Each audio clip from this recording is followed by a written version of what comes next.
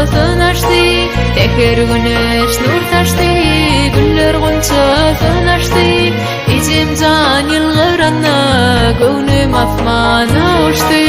İçim can yıllarına, gönlüm asmana uçtu.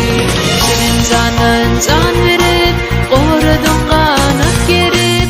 Şirin canın can verip, koradın kanat gerip. Kerun teker oyarıp, bağırabat yan içim can. Kerun teker oyarıp, bağırabat yan içim can.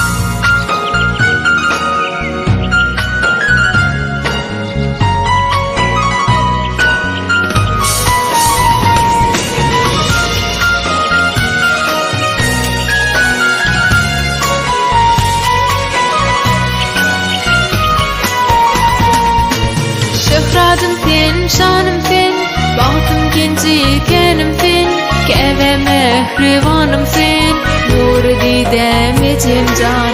Şöhradım sen, şanım sen, bahtım genci kenim sen, keve mehrivanım sen, nur didem içim can.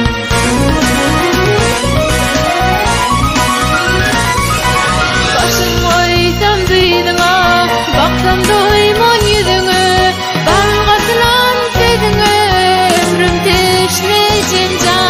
Ömrüm teşne içim can.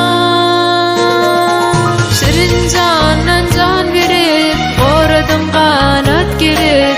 Yerun teker oyarıp, bağırabat yan içim can. Başım koysam diydima, baksam doymon yüzüne.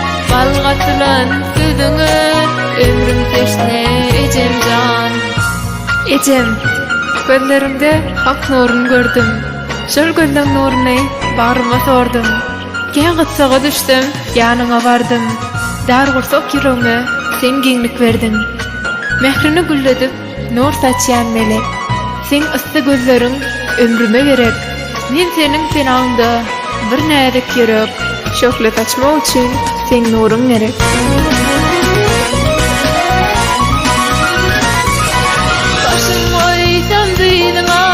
Baksam doymon yüzüne, bağırgatılan sözüne.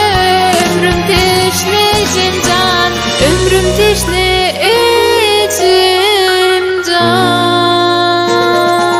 Şirin canan can verip, koradım kanat gerip.